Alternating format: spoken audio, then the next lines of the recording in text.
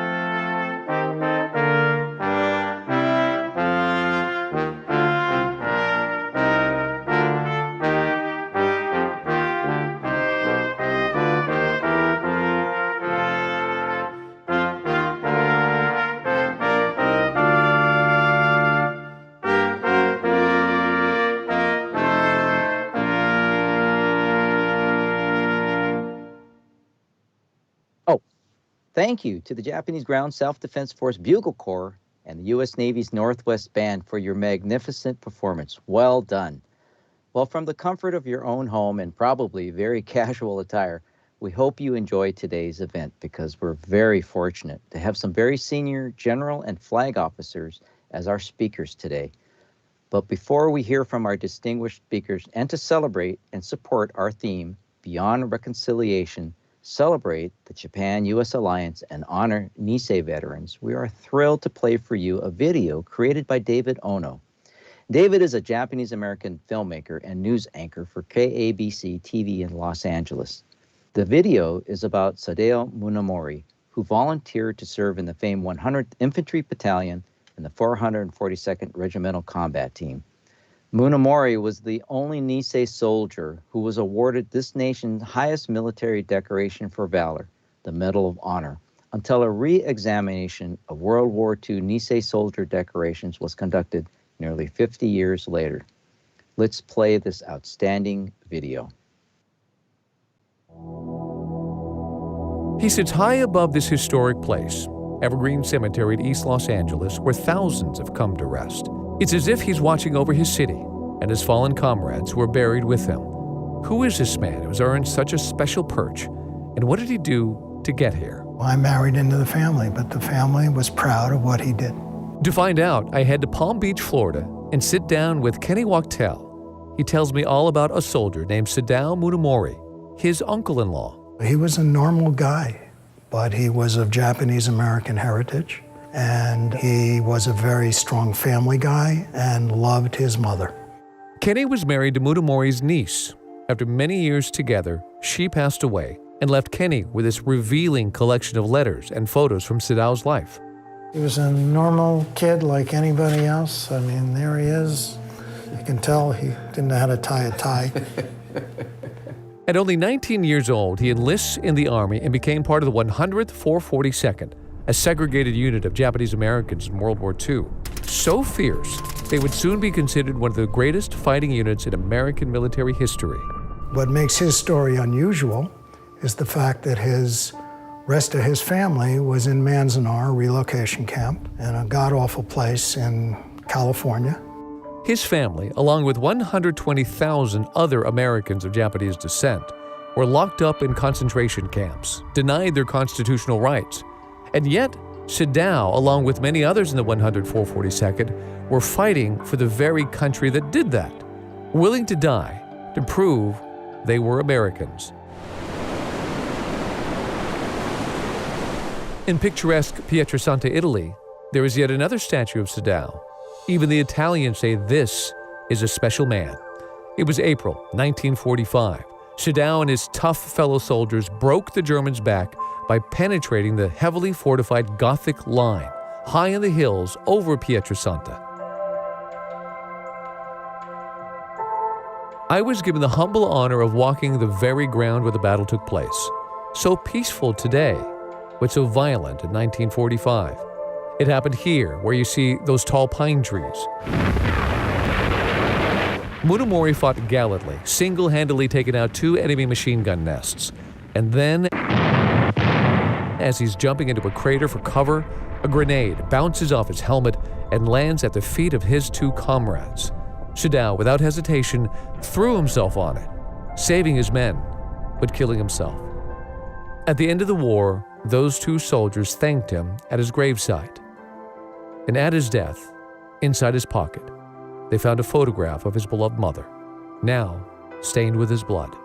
Still locked up, she received word of her son's death and the picture. In the face of painful prejudice, they helped to define America at its best. Despite their incredible record, Munomori would be the only Japanese-American Medal of Honor recipient in the entire war, until an investigation revealed prejudice within the selection process. In the year 2000, President Clinton awarded 20 more Medals of Honor to the Japanese Americans from the 100th 442nd who were unjustly denied. They didn't give up on our country, even when too many of their countrymen and women had given up on them. They deserve, at the least, the most we can give, the Medal of Honor. Today, just feet from Sadao's grave, you will now find 3 other Medal of Honor recipients from the 100th 442nd, dying on the battlefield while their innocent families were locked up. And the reason they are here at Evergreen, it was the only place a Japanese American was allowed to be buried, even if he died for his country. So here he stands, Sadao Munomori, a symbol of courage and sacrifice as he watches over the city where he was born.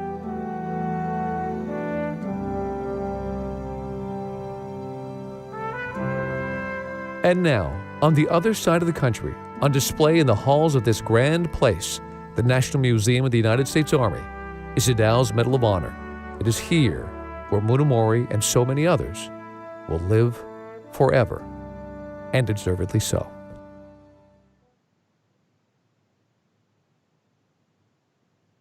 What a remarkable story about the World War II Nisei soldier.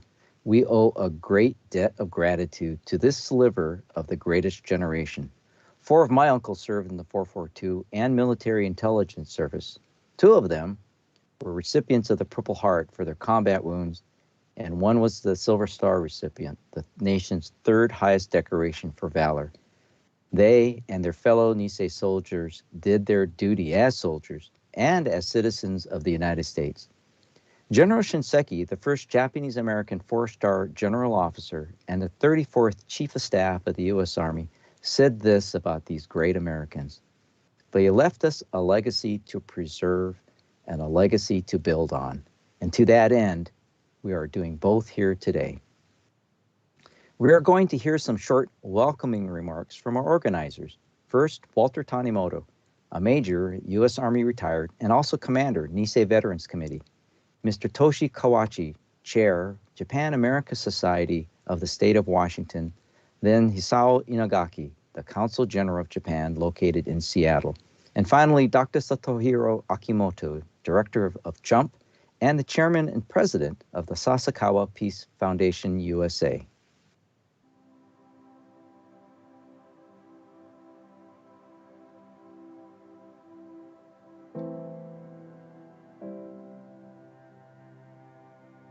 Welcome to the MVC Memorial Hall. My name is Walt Tanimoto. I am an Army Iraq War veteran and the current commander of the MVC. I'd like to tell you how the Nisei Veterans Committee got started, or as we call ourselves, the MVC.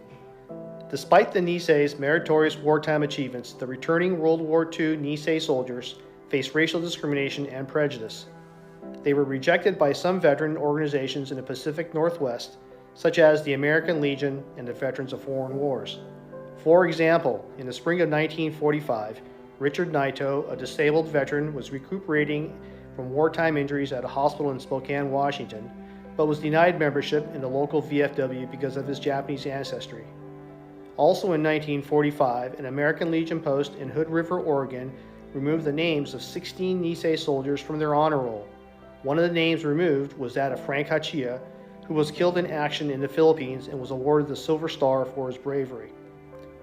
Due to racial discrimination and prejudice, a group of recently discharged Nisei veterans in Seattle who served in the 442nd Regimental Combat Team and the Military Intelligence Service established the Seattle Nisei Veterans Committee on 25 March 1946.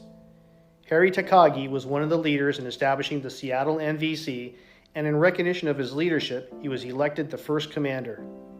Early MVC leaders included Albert Lefty Ichihara, Shiro Kashino, Dick Setsuda, Bill Nishimura, Joe Nakatsu, and Joe Hamanaka, and many others who gave the MVC a strong foundation that enabled the organization to thrive. One of the purposes of the MVC was to sustain the strong personal relationships that were formed during the war. These relationships served as a bond for members of the MVC and their families throughout their lives, even today. The MVC's constitution and bylaws were adopted on 2 June 1946, and the MVC was established as a veterans organization. Many of the founding members were fiercely independent, and the constitution and bylaws required the organizations to be self-supporting, non-political, and independent of outside influence. Membership was open to any honorably discharged veteran who supported the patriotic goals and the aspirations of the MVC. The early membership of the MVC was made up of primarily those who had served in the 442nd because they had returned home earlier than many who served in the MIS and other armed forces organizations. Today, the MVC is made up of veterans who served from World War II through today's fight against the global war on terrorism. We work together to continue the legacy of the Nisei veterans through community and civic activities, social activities, education, and scholarship programs. Additionally, some of our members are still serving in the armed forces, continuing their legacy of the Niseis. From those who follow in your footsteps and this Sansei, we are here to honor you who fought for our freedom. Though it was many years ago, we still stand on your shoulders today. Thank you, Niseis.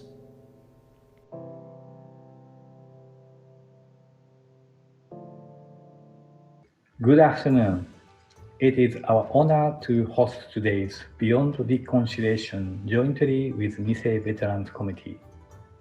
I am Toshi Kawachi, Chair of the Japan-American Society of the State of Washington. The mission of the Society is to promote mutual understanding and friendship between the people of Japan and Washington State by providing a forum for the exchange of ideas and information. Our event today is a good example. In our last Beyond Reconciliation in September 2019, we had over 200 people at NVC Memorial Hall, but this year we are all back online. The society was founded on July 24th, 1923, by leaders from Seattle's business, academic, and diplomatic communities. Except for a brief period during World War II, our organization has remained active in fostering Japan-Washington State's trade, business, and cultural activities, and maintains a close relationship with key government and private organizations, such as the Consul General of Japan in Seattle, the Washington State Department of Commerce, and the Japan Business Association of Seattle.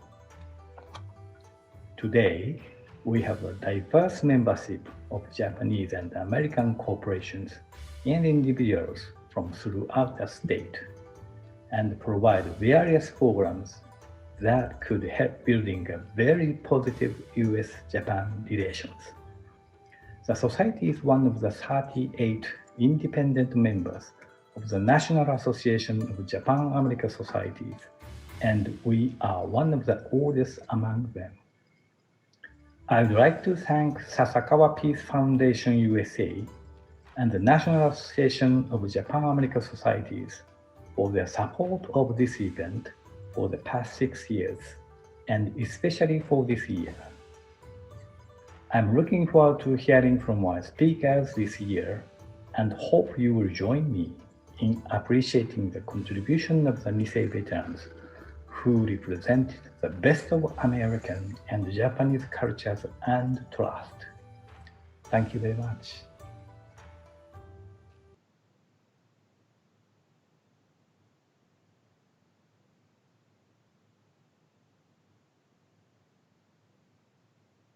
Dr. Satohiro Akimoto, Mr. Peter Kelly, Major General Hiroki Sugai, Major General Xavier Branson, Rear Admiral Stephen Barnett, Honorable Nisei veterans and their families, service members of both U.S. and Japanese forces, ladies and gentlemen.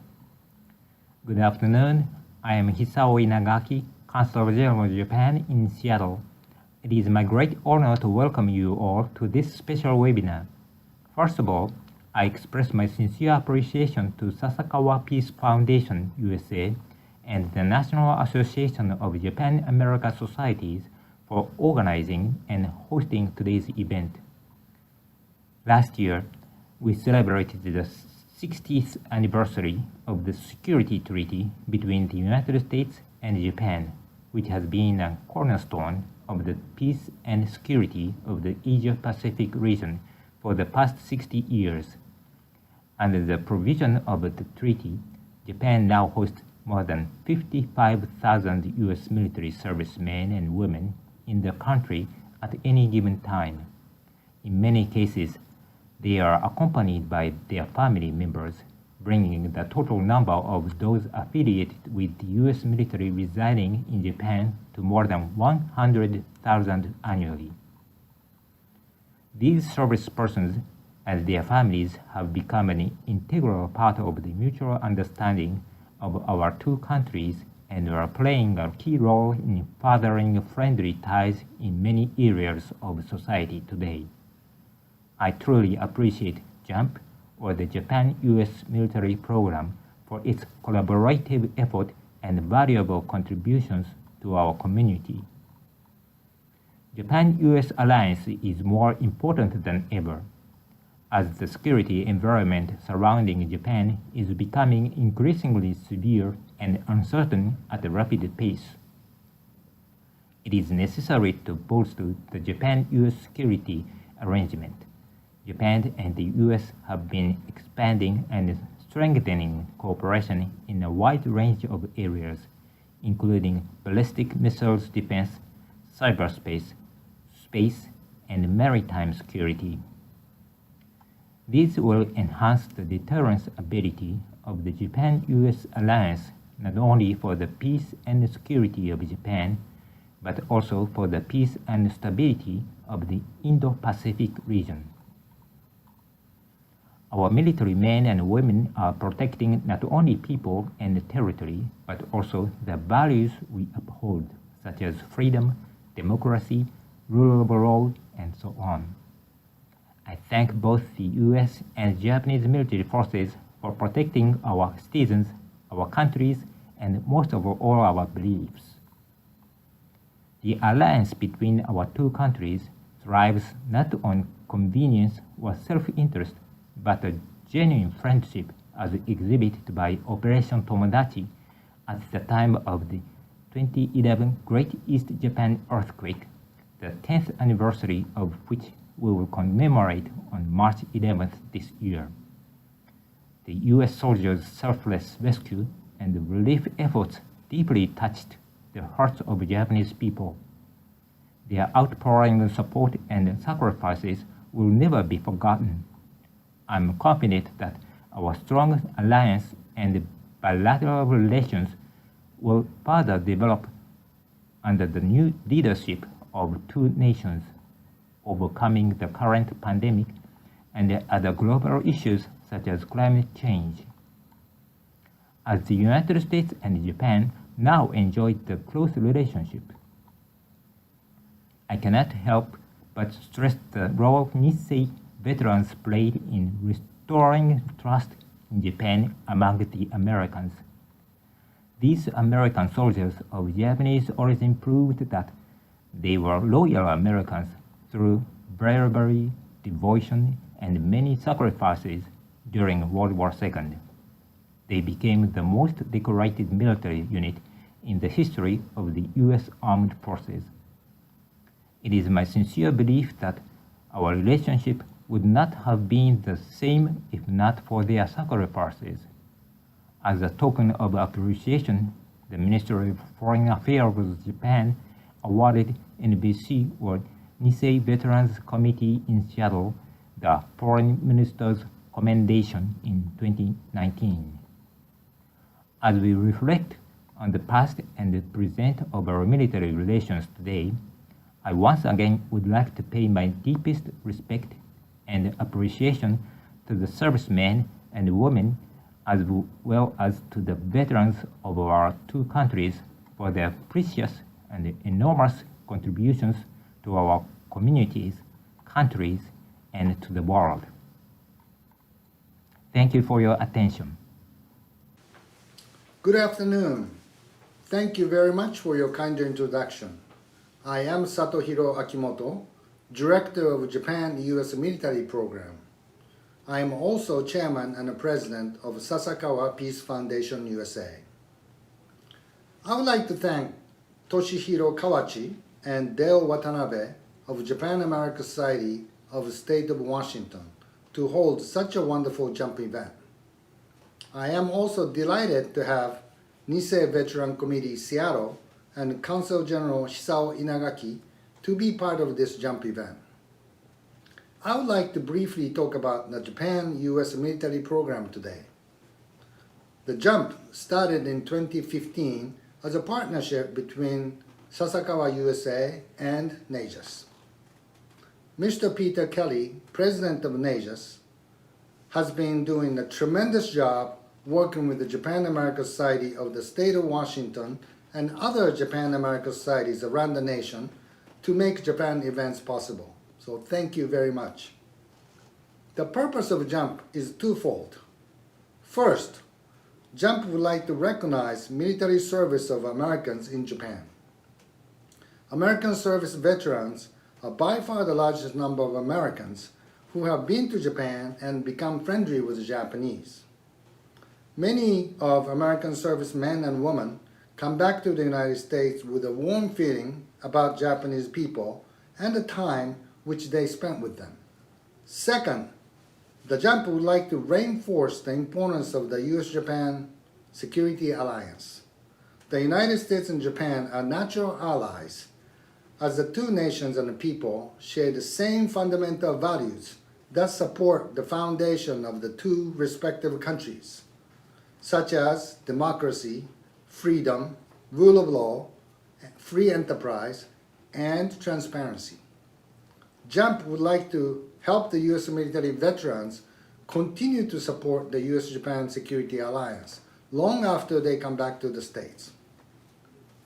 In order to realize these purposes, Japan-America Societies, including Japan-America Society of State of Washington, design and host events with support from NAJAS and Sasakawa, USA. The JUMP events recognize veteran and active duty servicemen and women who have worked and strengthening the bilateral relations. The JUMP events also invite Americans and Japanese service people as speakers, such as Major General Branson, Rear Admiral Barnett, and Major General Sugai today. In the 6 years of the program, over 30 JUMP events have been held at the Japan-America Societies with support from Sasakawa, USA and NAJAS. We plan 8 events this year in variety of format, virtual, hybrid, and hopefully in person. The events will be and have been held by Japan-America Societies in Washington, D.C., Pensacola, New Orleans, Seattle, San Diego, Honolulu, Charlotte, and San Antonio. Each local event is unique to the host communities, demonstrating the wide variety of Americans who have served in Japan. For example, in October last year, in Washington, D.C., the JUMP event was held virtually at the National War College at Fort Leslie McNair, including both students of War College and general public. Where possible, we organized the event to coincide with important joint exercises between branches of U.S. military and Japan Self-Defense Forces, such as JMSDF training cruise visit to Hawaii and San Diego, and the U.S. and JGSDF joint exercise in state of Washington. Sasakawa, USA and the NAJAS believe that JUMP is the only national series of grassroots events which focuses on the U.S.-Japan alliance. I believe that is why JUMP strikes the chord of people. NAJAS and the Sasakawa, USA are pleased to work together with Japan-America Societies around the country to bring the JUMP events to a broader audience of Americans.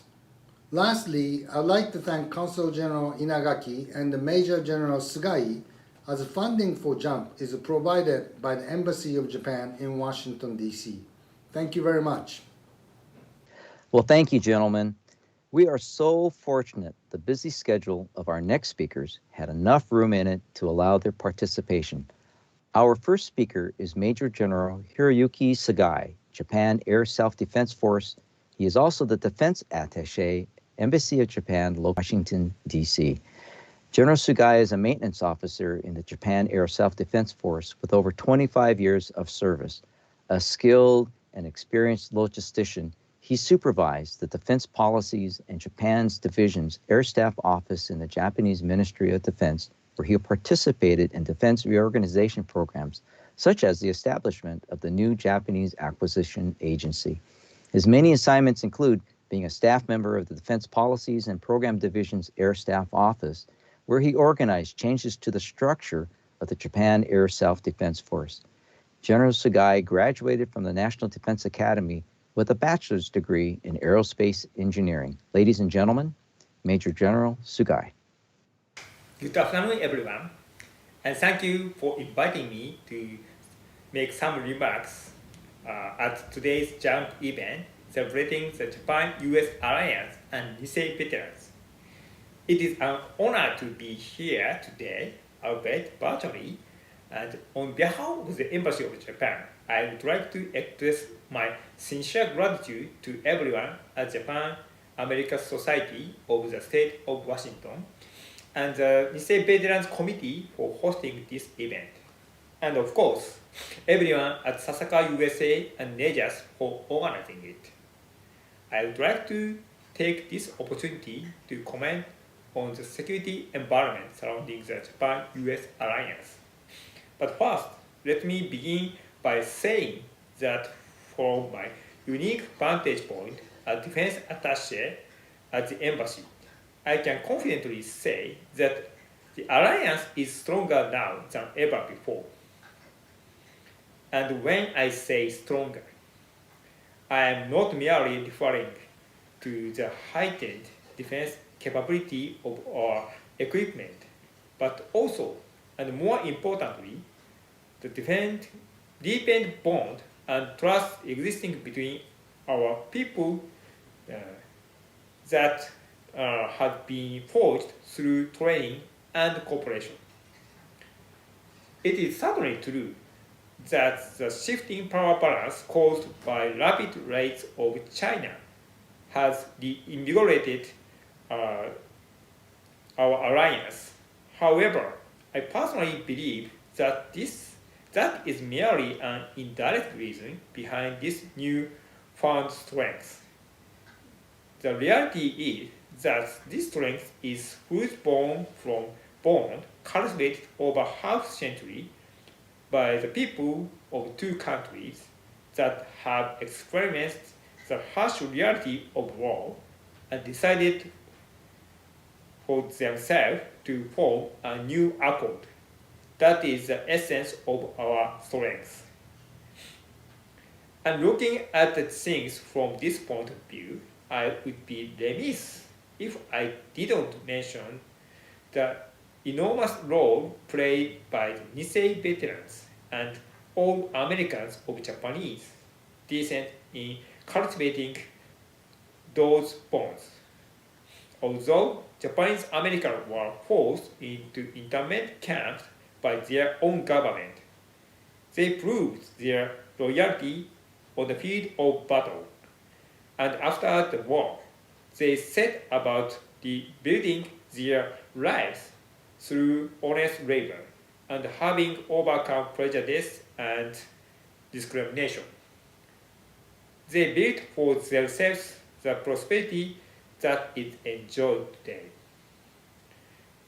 That earnestness, that positive attitude is why today's average American trusts Japan. It is the foundation of the bond between our two countries and the cornerstone of our strong alliance. Militarily, the most valuable and difficult to acquire thing is not cutting-edge technology or interoperability, but rather this bond of mutual trust. With conviction in the strength of our alliance, the Japan Self-Defense Forces aim to jointly address the security challenges that exist in the Indo-Pacific. As everybody knows, national security has an important economic dimension because in today's world of globalization and economic integration, the relationship between a nation's economy, technology, and security has become increasingly interlinked. As such, I would like to briefly discuss trade and the emerging domain of space, cyber, and electromagnetic spectrum. The economic security of the Indo-Pacific region is indelibly tied to maritime trade. According to estimates from the United Nations Conference on Trade and Development, roughly 70% of trade by value is transported by sea. Of that volume, an estimated one-third of global shipping passes through the South China Sea, which connects the Indian and Pacific Ocean. This makes the waters of the South China Sea, in particular the freedom of navigation within its waters, an economic and national security concern of utmost import for Japan. Although the United States is less reliant on the South China Sea, with just over 14% of its maritime trade passing through, it still engages two-way trade with the Indo-Pacific region valued at $1.9 trillion by Department of State. Ensuring the security of maritime traffic in the Indo-Pacific is therefore a national security priority of Japan and the United States. To this end, Japan Ministry of Defense is advancing its vision of a free and open Indo-Pacific, or FOIP, by securing the stable use of major sea land by way of defense cooperation and exchange activities. For example, in 2019, the Japanese Minister of Defense held a meeting with the counterparts from throughout the region at the ASEAN-Japan Defense Ministers informal meeting and at separate defense ministerial meetings with India and Australia. Moreover, the JSDF has carried out various capability building programs with partners in the Indo-Pacific, including HADR and Search and Rescue. Through such active engagement, we hope to build confidence and mutual understanding, thereby contributing to the secure and stable use of sea land in the Indo-Pacific region. In addition to the more traditional maritime domain, the emerging domain of space, cyberspace, and electromagnetic spectrum are posing serious challenges with economic and national security ramifications. Some claim that there is even a so-called intelligence warfare looming on the horizon, as Dr. Peter Singer wrote in his book, Lightbulb. Social media technologies are being weaponized by various entities from cybercrime groups to state actors. Information technology has connected people all over the world and made it possible for them to obtain knowledge and data instantly. However, it has also exposed people directly to the threat of malicious entities.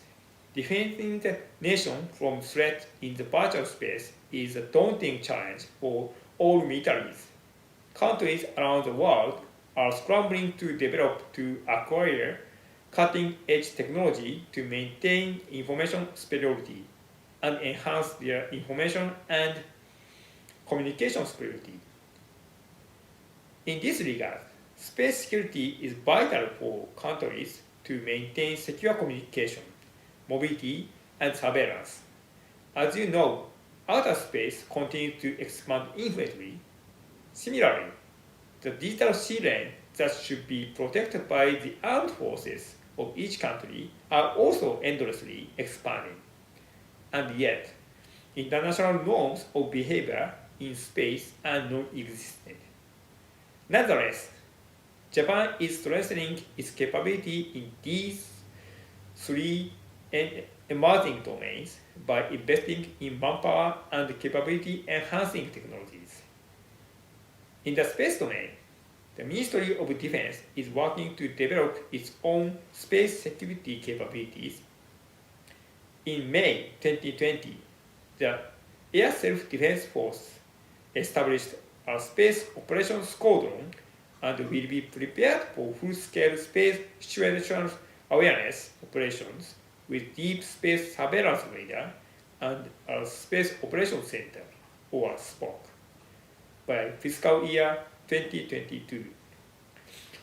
In the cyber domain, the Ministry of Defense is expanding its cyber defense group by about 70 personnel to approximately 290 this fiscal year. Furthermore, Japan has participated in cyber defense exercises and dialogue with NATO, the United States, United Kingdom, and Australia. In the electromagnetic spectrum domain, the Self-Defense Force is proceeding with the development of standoff electronic warfare aircraft for jamming. And in addition, research and development activities aimed at the procurement of potentially game-changing technology. The Ground Self-Defense Force has also recently established an electronic warfare unit. Through these examples, I hope that I have demonstrated that earnestness with which the Ministry of Defense is working to tackle head-on the challenge that we face in both traditional and emerging domains. The responsible use of maritime and digital sea lane can contribute to national security and economic stability in the Indo-Pacific region, and indeed, the entire world. As such, we hope cooperate with the United States in securing these domains and converting them into networks that connect and benefit everyone, much like the Japan-U.S. alliance. In closing, I would like to mention that this upcoming March 12, 2021 marks the 10th anniversary of Operation Tomodachi, when the United States Armed Forces, especially U.S. Forces Japan, supported Japan that was dead and bleeding following the 2011 Great East Japan earthquake and tsunami. In commemoration of this occasion, we, at the Embassy of Japan, are planning an assortment of events where you can learn about the circumstances behind the Japan-U.S. alliance, or even deepen your understanding of the relationship between our two countries. Thank you very much for your time and attention. Thank you, General Sugai. Our next speaker is Major General Xavier Brunson, Commanding General, 7th Infantry Division, U.S. Army, Joint Base Lewis McChord, Washington. General Brunson graduated from Hampton University with a bachelor's in political science and was commissioned into the infantry in May 1990. His list of assignments is so long that I'll simplify it by saying he and his family have been everywhere, and he has commanded and operated at every operational level. Plus, he earned 2 master's degrees when he wasn't busy. His assignments include Operation Iraqi Freedom, Operation Enduring Freedom, Operation Freedom's Sentinel, and Operation Inherent Resolve. Ladies and gentlemen, I'm pleased to introduce Major General Brunson. Good afternoon, everyone. I'm Major General Xavier Brunson, Commanding General of the 7th Infantry Division, Joint Base Lewis McChord, Washington.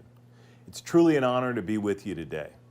On behalf of the Bayonet team and myself, I want to thank you for inviting me here today and have been looking forward to seeing you all again, even if it's virtually this year. And what a year it's been. Much has changed, but as we reflect on this past year, I think we can all agree that our country has gone through growing pains before, and I'm confident that like we have been made stronger through our shared struggles in the past, we shall prevail and come out stronger still in the future. What this celebration represents is a way forward for our nation. The dedication and selfless sacrifice of a few challenge us and reestablish the definition of our values. Just last week, we celebrated the life and legacy of Dr. Martin Luther King Jr., a citizen who, like you Nisei veterans, understood the power of action. He said the ultimate measure of a man is not where he stands in moments of comfort and convenience, but where he stands at times of challenge and controversy. We will in this life sometimes find ourselves without direction. It is at those times we must look to examples of our past to lead us forward. In his book, They Called Us Enemy, American actor, author, activist, and Nisei, George Takei, said, "That remains part of the problem. We don't know the unpleasant aspects of American history, and therefore we don't learn the lessons those chapters have to teach us. So we repeat them over and over again. What a year it's been. But I remain confident. I remain steadfast in the righteousness of our shared values. Why, you might ask? Because each and every day I get to look into the eyes of our soldiers and see a generation of Americans who chose to serve, defend, and fight for what they know and believe to be right, just like you. I see a generation committed to not allowing injustice on their watch, to correcting corrosiveness and combating inequality. I'm looking forward to our discussion today and truly hope we will meet again soon in person. I want to thank you all for having the courage and fortitude to set the example for generations to come. Your service and your sacrifice is forever etched into our nation's history. I leave you with this quote from Dr. King. The time is always right to do what is right. You knew that truth.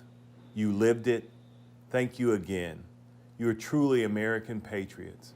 May God bless the United States of America, and may God bless each and every one of you and your families. Thank you. Thank you, General Brunson. Next is Admiral Stephen Barnett, U.S. Navy, Commander of the Navy Region Northwest. Admiral Barnett is a native of Columbia, Tennessee. He is also an alumnus of Tennessee State University, where he received his Bachelor of Science in Mechanical Engineering, and is an alumni of Troy State University, where he earned his Master of Business Administration. He earned his commission at Aviation Officer Candidate School in 1991. His at-sea assignments are too many to list, but his shore assignments include duty at the Joint Staff, the Navy's Bureau of Naval Personnel, and on staff at the Chief of Naval Operations. Admiral Barnett assumed duties as Commander, Navy Region Northwest in March of 2020. Ladies and gentlemen, a warm welcome for Rear Admiral Stephen Barnett. Hi, I'm Rear Admiral Stephen Barnett, Commander, Navy Region Northwest. Thank you all for the warm welcome back to the Pacific Northwest and for allowing me to speak with you today and share some information about your U.S. Navy in the Pacific Northwest. The ties between the Pacific Northwest and Japan, they're incredibly strong and they're beneficial for both nations. But they've also been very formative for me in both my career and my personal life. It's often said that in the Navy, the Pacific Northwest and the Pac Fleet AOR is where sailors are made. That was certainly the case for me. As some of you know, I took command of Navy Region Northwest on March 13th, 2020. That was in many ways my homecoming. My first operational tour was at Naval Air Station Whidbey Island, and my first deployment took me to Okinawa. So both areas have been fundamental to my life and my outlook. I can honestly say, I probably wouldn't be here right now. I wouldn't be in this role had those first few years of my career not been so meaningful. Thinking back, I actually realized that I served in Japan as a Lieutenant JG, as a lieutenant commander, as a commander, and also as a captain. In fact, my daughter's first experience outside of the United States was visiting me in Japan for my change of command. I wanted her first overseas experience to be very positive, and I was very, very certain that if Japan would be her first stop, it would be. She quickly fell in love with Japan and the people, and as many people do, she wanted to come back and actually live and visit. The majority of my career has been in and around the Pacific AOR, and really in supporting the alliance between our great nations. And I think that's a career that's been well spent. I'm thankful for the strong partnership between the U.S. and Japan, and believe that every day that alliance is growing stronger and it's more necessary. The Pacific holds America's most challenging competitors and some of our most steadfast allies. That idea is reflected in our newest maritime strategy. In fact, that strategy actually contains a photo of a Japanese Maritime Self-Defense Force ship working side by side with a U.S. Navy ship, and that's pretty awesome. The photo in that document literally illustrates the incredible ties between our nations and our militaries. You know what? That tie was never so strong and helpful as 10 years ago this March. That's when Operation Tomodachi began. That's when U.S. personnel provided disaster relief and support, help with evacuations, search and rescues, and rebuilding during and after the earthquake and the tsunami in northeast Japan. As you know, our troops were able to respond quickly and large, partially because of the joint training that we do with the Japanese forces and continue to do right now. By the way, for those few on this call who may not know, Tomodachi means friend. The U.S.-Japanese relationship, or friendship, if you will, remains key to security, key to stability, key to peace, and it's key to the prosperity in the Indo-Pacific region. And I look forward to continue to build on that friendship with each and every one of you. But for now, I'd like to share some background about the U.S. Navy in the Northwest. You know, the U.S. Navy first operated right here in the Puget Sound back in 1841, and we've been here ever since, so it's been a little bit over 180 years. My team and I support more than 200 Navy commands across 11 states here in Pacific Northwest. Today, right now, we have 4 major installations in Puget Sound, and we're also the 3rd largest fleet concentration in the area. Each year, we contribute about $11 billion. That's 11 billion with a B into the local economy, and we're proud to work in such a beautiful place. Because of that, we pride ourselves in doing all that we can to protect the environment for future generations to enjoy. In the region, we have several types of home-ported operational assets. We have one aircraft carrier home-ported in the region, the USS Nimitz. We have over 170 aircraft, including the P-8 Poseidon, the multi-mission aircraft, and the EA-18G, also known as the Growler aircraft. There are 13 submarines, including the Seawolf and the Ohio class. We have 5 surface ships, which are guided missile destroyers. And then we have that venerable Navy search and rescue asset helicopter up at Naval Air Station Woodbury Island. And they did 50 rescues last year. Speaking of last year, despite COVID-19, we were able to continue accomplishing our mission and performing critical operations.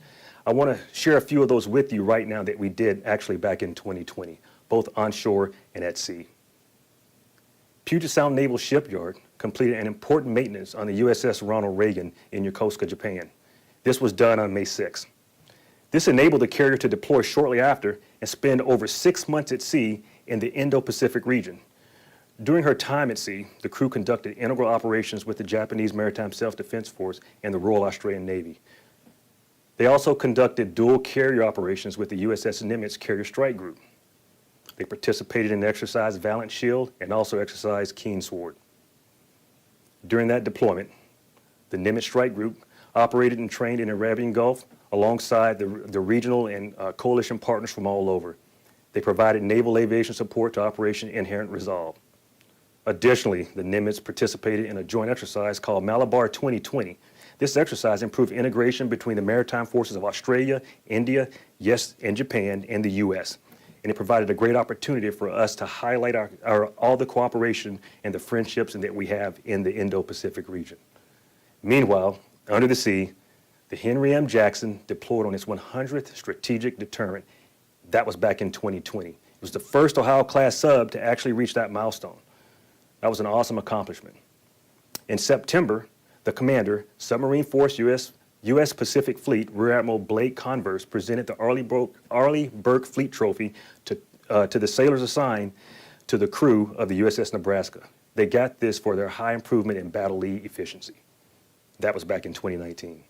And last but not certainly least, in the air, the Screaming Eagles of Patrol and Reconnaissance Squadron 1, that's a P-8 squadron, is home-ported at Naval Air Station Woodbury Island. Those Screaming Eagles returned from a 6-month deployment to Misawa, and they also did a detachment to VP-1. They completed multiple coordinated ops with the Japanese Maritime Patrol aircraft there, the P-3 Orion, and they did a lot of ASW as well as some search and rescues. We also have the Growlers. So the Lancers of Attack Squadron 131, home-ported also at Naval Air Station Woodbury Island, they completed their very first expeditionary deployment on board Misawa. That's Naval Air Facility Misawa, and that was in November. While deployed, their objective was to support security and stability operating throughout the region.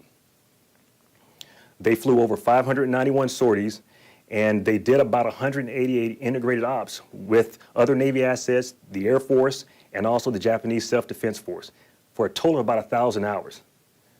In addition to accomplishing that mission, the crew volunteered for humanitarian efforts to help reinforce the positive relationships in the Misawa community. And I want to mention a couple of those things because I like to talk about, we talk about allies and strategic partners, but this goes beyond that. So the sailors from VAQ 131, they volunteered with Paul's Misawa, which is a nonprofit organization that takes care of animals. They were able to raise over $1,000 to help buy washing machines and things to help take care of the animals there. The sailors also volunteered at the elementary school on the air base. That way they assisted in setting up books and supplies, but they also did a powerful cleaning for COVID-19. To me, these are some of the great examples that we are not just allies, but we're more than that, we're friends. This is just a snapshot of the many ways that our Navy in the Northwest has contributed to the peace and the prosperity of the United States and Japan and the other nations of the Pacific during 2020. Make no mistake about it, we are committed to continuing that next year. In order to operate globally, we must, and I say we must train and we must maintain locally. But that too has its challenges. We can't accomplish our mission without the support of our communities, and that includes all of you. Thank you for your help, your understanding, and your willingness to share with others the importance of our Navy and of our alliance with Japan. On behalf of the nearly 200,000 members of our Northwest Navy family, I'd like to say thank you again for allowing me to speak with you right now. I especially want to thank the Nisei veterans joining us today. You embody the friendship and alliance between our nations, and the world is eternally in your debt. I look forward to furthering this relationship, and I hope to see you in person in the near future. In the meantime, take care, stay healthy, go Navy, fly Navy. Thanks, Admiral Barnett. Love the sea stories, and it's especially important to share that with us because it's not just our military capabilities, but the personalness that we establish with each other and our allies. Looking at the chat window for any questions, I noticed that Consul General of Seattle, Inagaki, and Washington State Representative Tomiko Santos are in attendance. Thank you very much for carving off time out of your busy schedules to attend today. And speaking of the chat window, go ahead.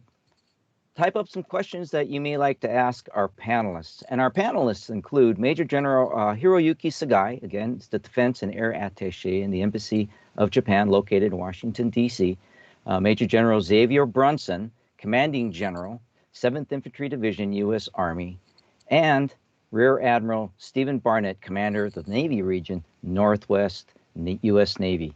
We're very pleased to be able to have these very seasoned, very experienced, very smart military professionals to address a few issues that have posed national security challenges to Japan and the United States with respect to the Japan-U.S. security alliance. So, start this off, I'm going to pose a question to General Sugai.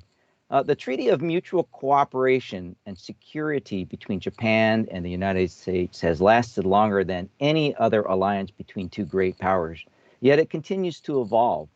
For example, in early 2019, Japan and the United States confirmed that cyber attacks are indeed covered by the treaty. Now, given the stand-up of U.S. forces, U.S. Space Forces, which is the newest military branch, what other areas may merit additional scrutiny and inclusion by Japan and the United States? Thank you for your question. As I mentioned in my remarks, the U.S.-Japan alliance is stronger than ever before. 70 years ago, I joined the multinational aerial combat training exercise called Corp Thunder in Alaska.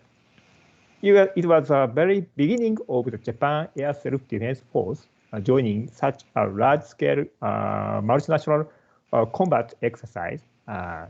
Since then, Japan Self-Defense Force have been expanding the areas of joint exercise.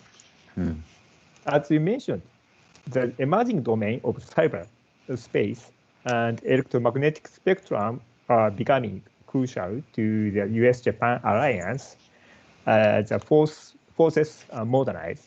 So we are continuing to expand the areas of cooperation between the U.S. and Japan in these emerging domains. In October 2018, Japan joined the Shriver War Game, which was a multinational, multi-domain tabletop exercise hosted by the U.S. Space Command. This was the first time Japan participated in the exercise. I believe this was a significant moment for the JSDF to recognize and the importance and the seriousness of the emerging domains.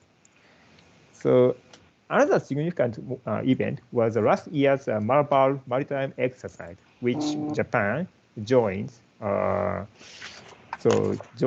the U.S., India, and Australia. So this was the first time that all Quad member countries participated in the joint exercise. I'd like to stress that the areas of cooperation are expanding both geographically and technologically.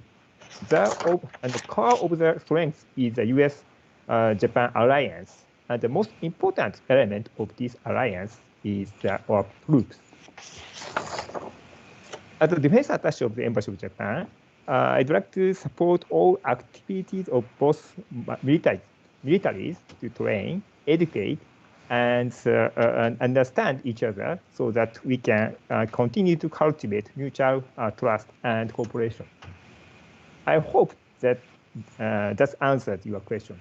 Thank you. Thank you, General Sagai. Geez, a lot that was in there, but I was especially intrigued by the first tabletop exercise, and I hope that that helps not only give experience, but the jointness that we need to have, but informs doctrine and operational directives that are still being developed by the JSDF. So thank you for that. My question goes to Admiral Barnett, and in 2004, Admiral Fargo, then commander of U.S. Pacific Command, was planning to retire that year, and then there was talk about replacing him with an Air Force general. Now that certainly raised an eyebrow or two, and I was in the AOR at the time, so even I was kind of questioning, there may be some interesting times coming up here. But the late Senator Dan Inoue is attributed with saying that U.S. Pacific Command is a water command and should be led by an admiral. Now, given recent technological advances, for example, remotely piloted fighter jets and the stand-up of a new military branch, U.S. Space Forces, does this still hold true? And if it does, why? Well, first, I would like to say thank you for the opportunity to be here. It's great to be amongst all this knowledge, and to the Nisei vets. It's just awesome for me to be here. I'll tell you that of course I'm going to be partial, sir. Mike, being an admiral and a general, I know the Army's there also, but I'm always going to think of the Pacific Fleet as a water command. As I mentioned in my speech, as I was talking in my short remarks there, this is the place where sailors are this is the place where sailors are made. And so I'm partial to that. I think that regardless of the things that are going on, there's still a lot of room for all of my fellow Department of Defense Service teammates, but also for Japan to be part of that. But yes, I am going to be partial and say that ever since it's primarily water, I think it's always great to have an admiral somewhere in that mix, particularly for some of the new things that are out there. And the good thing about the Navy is we have a little bit, and I'll say this, the Navy and the Marine Corps team, is that we can kind of bounce between different domains and we can do it well. So I think that that puts us at a prime and advantage. But, we can't do this unless we're teammates, unless we're working with our Air Force counterparts, unless we're working with our Army counterparts, because it is a joint command, and it takes a joint team to attack and address some of the issues, whether, like the general said, whether it's cyber, whether it's space. Those are new. I like to call those new primary mission areas. But we also have those areas of ASW, which is definitely important, which is air. Coming up as a junior P3 guy, I learned my ASW in the Pacific AOR with my P3 counterparts, with my Japanese P3 counterparts, because make no mistake about it, when the Japanese P3s come on station, they come on station to do what they need to do. So I think that we can, of course, I'm going to be parochial here and say, yes, there's got to be a Navy guy there, but just in case it's not, I trust my joint counterparts. I know that General Brunson could definitely do what needs to be done to help out for our Navy assets there in the area. So I'll just leave that there. Well, thank you, Admiral. But it's a great plug that in a joint environment, at that level, I'm certain that if it's an Air Force general officer, a Marine general officer, or an Army general officer, they'll do the job. But if not, under the advice and professional advice and guidance from the different commands that are underneath that, like PAC Fleet, Air Pacific Forces, et cetera. And then you did mention a good piece about the Marines. Let's not forget that we have the 3rd Marine Expeditionary Force, or 3MEF, out in Okinawa, and some of those troops are stationed in Guam as well. So spot on, sir. Thank you very much. And Mike, and sure. If I could add one thing. Absolutely. I think that one thing that makes us a great team is that as I was coming up, I had the right balance of being in the AOR, but also being able to go joint and go back to DC to get the joint background to know that, hey, if my boss happens to be an Air Force guy or an Army guy or gal, that I can still bring my forces to bear through them and they would receive my inputs. And so I think together, it's definitely going to make a great team. Yeah, most excellent, sir. You know, again, I keep looking at our chat window, and I noticed that we're very fortunate to have the Deputy Commander from 5th Air Force, which is where I was dual-hatted when I was at the U.S. Forces Japan, Brigadier General Leo Kosinski.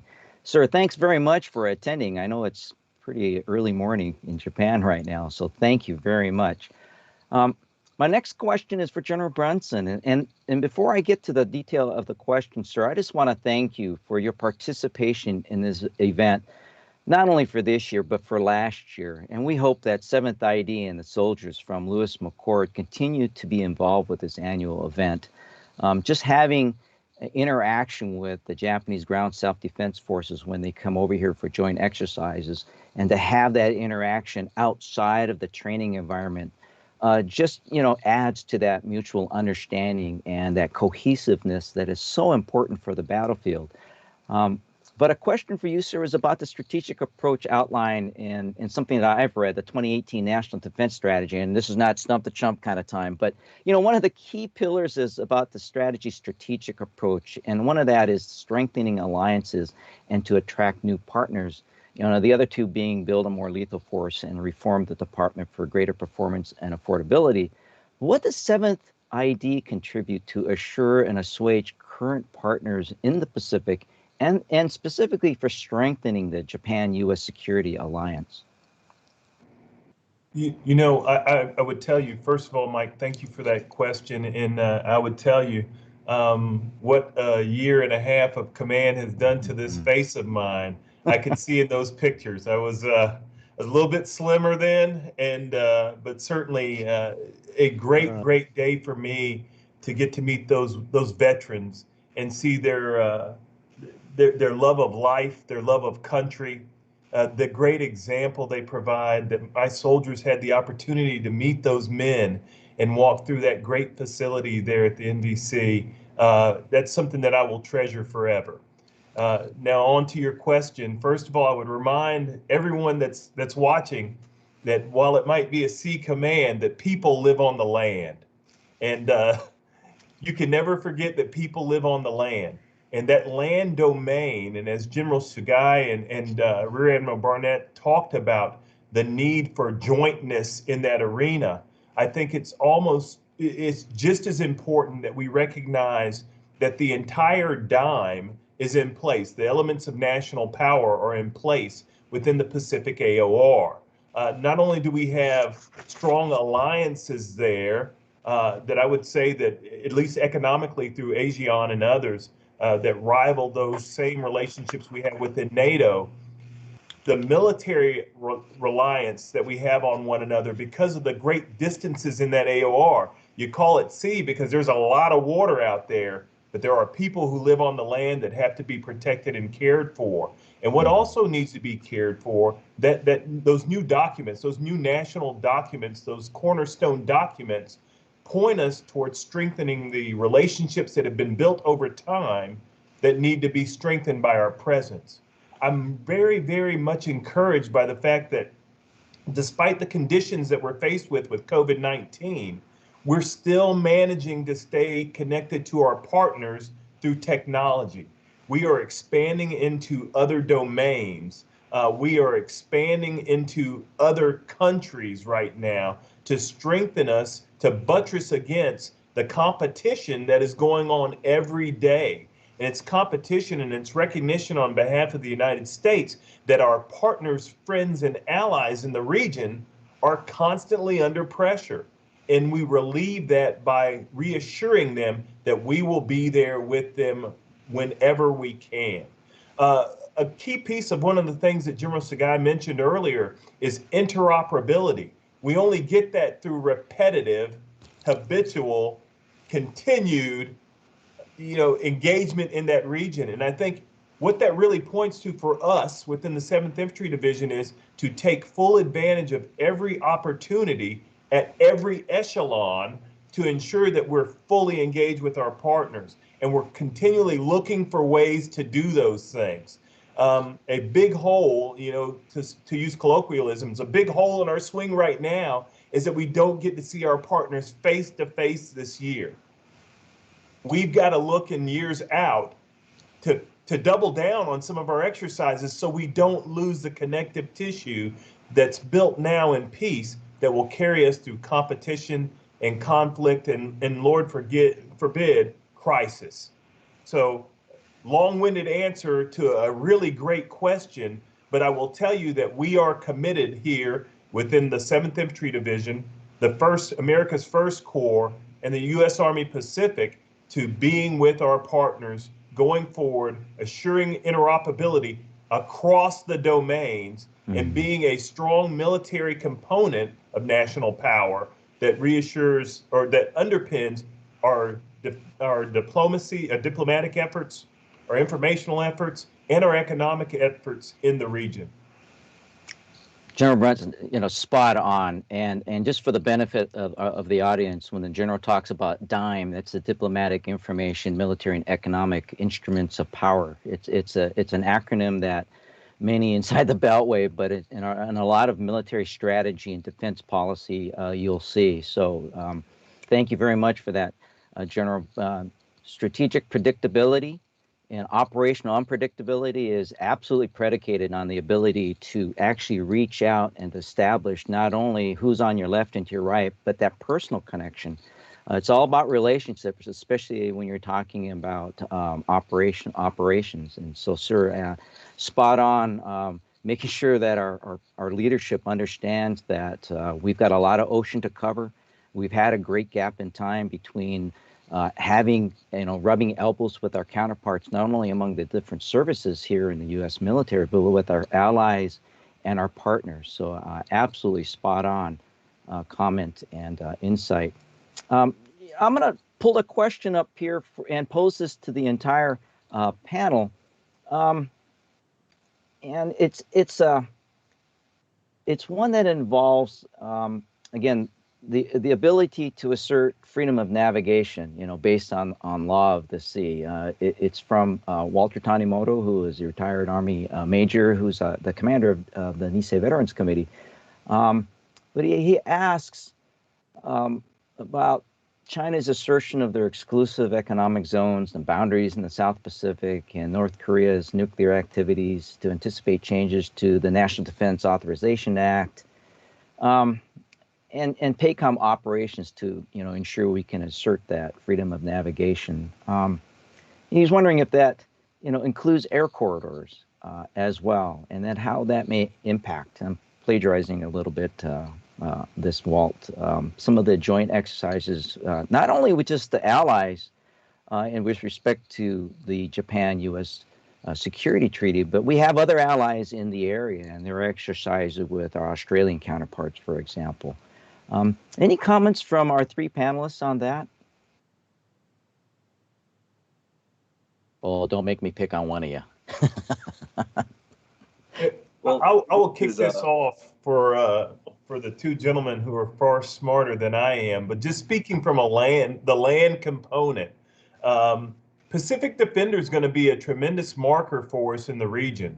The exercises that we're going to do should mirror closely the large efforts that we've done in Europe in the past.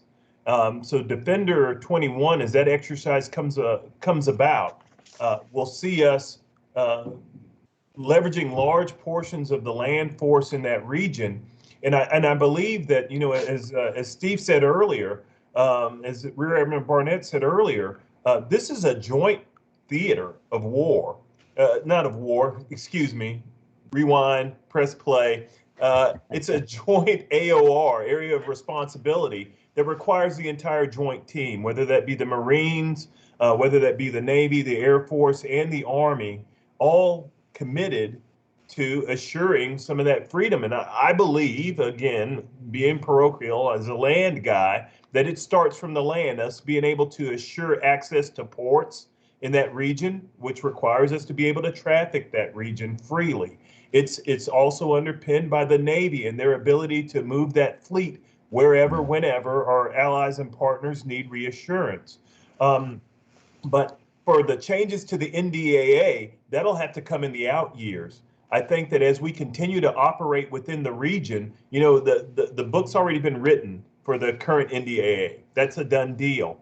But I think it's a recognition of, you know, assets available to you know, kind of shore up the things that are being said in our national documents. That's where the realization is going to come in the out years. So you mentioned previously that relationships matter.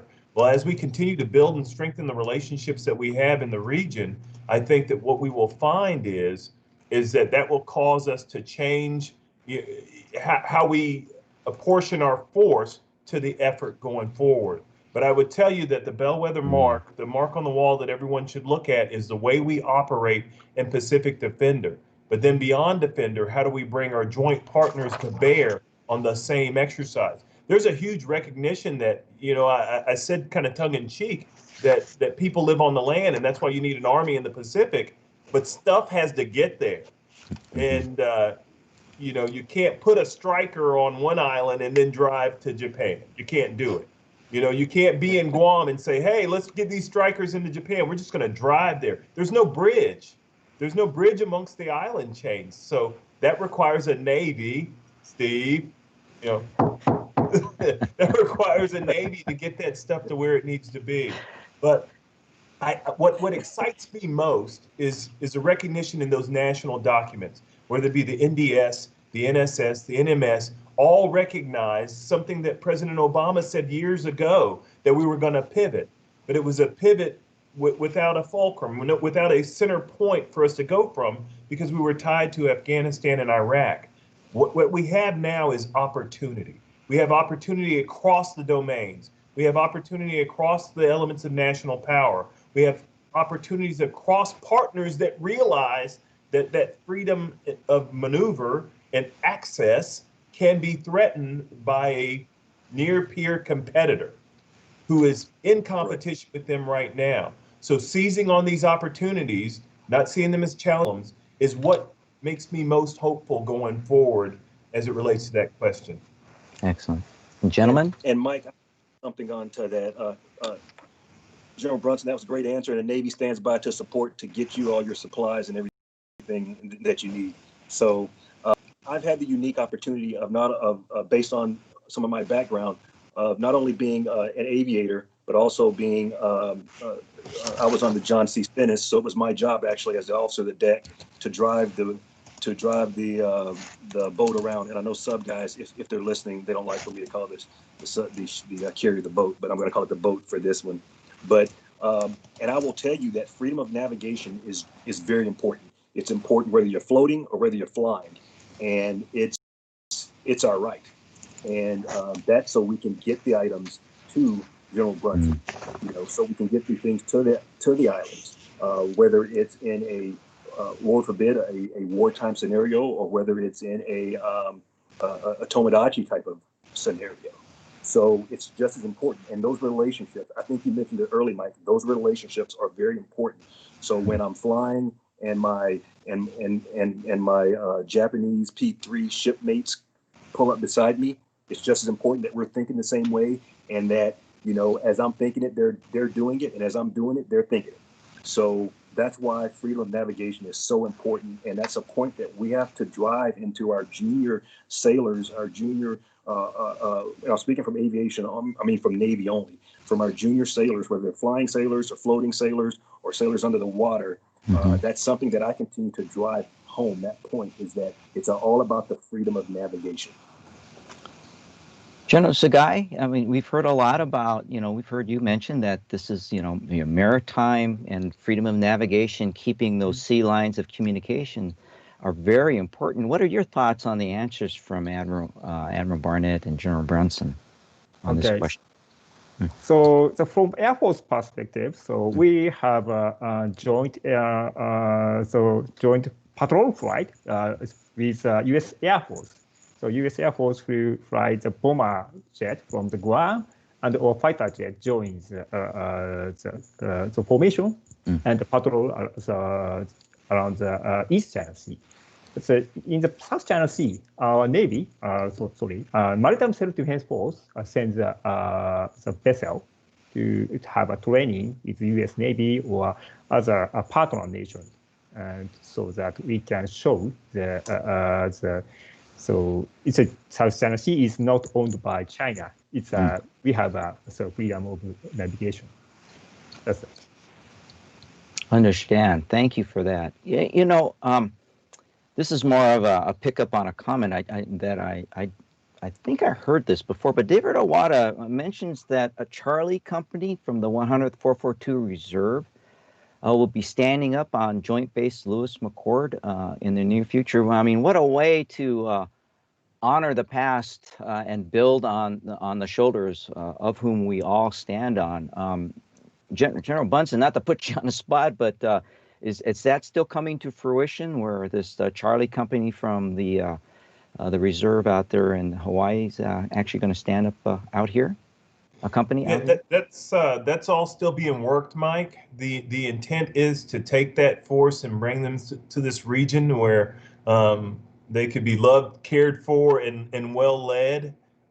You know, or you might know, we've got a great relationship with the 81st SBCT. Yes. This headquarters itself is multi-component. So I've got active duty, guard, and reserve soldiers inside my headquarters. It's the only multi-component division in the Army. It's a recognition that of how important the region where our forces are aligned with, the Pacific region. It's a recognition of how important it is, and we'll man it any way we can. As many of you know, the Army is capped, the Navy is capped at a certain amount of folks that they can have on active duty at any one point in time.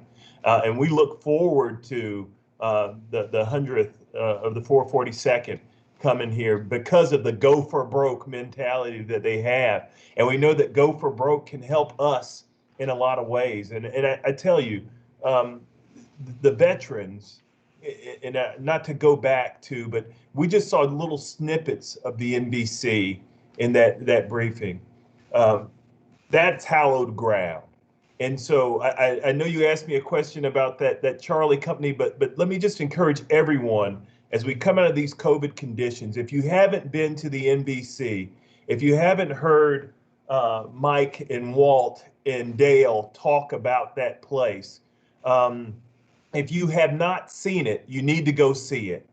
The pride with which those veterans walk through those halls and point and laugh at certain pictures because it causes them to remember. But then just the ties of family to service. Every one of us who serves, it becomes a family business, whether it's a generation apart or a generation later. Much like we saw in the video early, you can point to those pictures of service. And so while the question was about that company, I would encourage everyone to get to that NBC and look through that museum and look at the pride with which Americans take in their service. Well, General Brunson, thanks very much, and thank you for mentioning hallowed ground. You're absolutely correct. Unfortunately, we're out of time. I wish we had more time because there are certainly more questions from the crowd that should have been asked. I want to thank our panelists for participating today. I sure learned a lot. For some, the acronyms DSS, MSS, Defense, directly from the Secretary of Defense, security strategy, military security strategy. We'll try to put in the chat window when we republish the live feed some of those acronyms, and we'll spell that out for you. But I sure learned a lot, and I'm sure that we have the right military commanders with the right brains and experience in place to meet the national security challenges of Japan and the United States. General Sugai, General Brunson, Admiral Barnett, thank you so much for your time. We're going to close, and with closing remarks and a final number by the Japanese Ground Self-Defense Force Bugle Corps, I would like to introduce Mr. Dale Watanabe, Executive Director of Japan-America Society of the State of Washington. Dale also served as the NBC Commander and the NBC Foundation President in 2005-2006, and he continues to serve on both boards. Ladies and gentlemen, Mr. Dale Watanabe.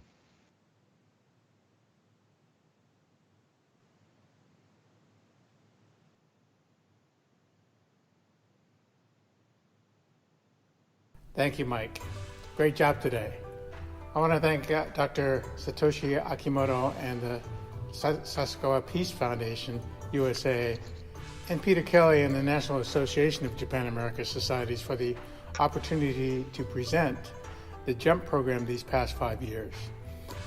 They were held here at NVC Memorial Hall, which is empty today because of the pandemic. But in previous years, their funding helped us gather over 200 people per year, over 1,000 people in the last 5 to celebrate the U.S.-Japan alliance and to honor the Nisei soldiers who served during World War II. The pictures, stories, and artifacts of some of those soldiers are here at the NVC. This Medal of Honor room includes the names of the 20 additional Nisei soldiers who received their award in 2000, 2 of whom were from the local area. Private First Class William Nakamura was born in Seattle in 1922. He entered service from Minidoka, Idaho, one of the 10 incarceration camps used to confine 120,000 people of Japanese ancestry, over 2/3 of whom were U.S. citizens. He was killed in action in Castellina, Italy in July. In fact, it was July 4th, 1944. The other Medal of Honor winner from the area was technician 5th grade James Okubo. Born in Anacortes, he was a medic who was credited with saving 25 American lives over 2 days during the battle to rescue the lost battalion of 200 Texans caught behind enemy lines. You can see their stories here, along with many others.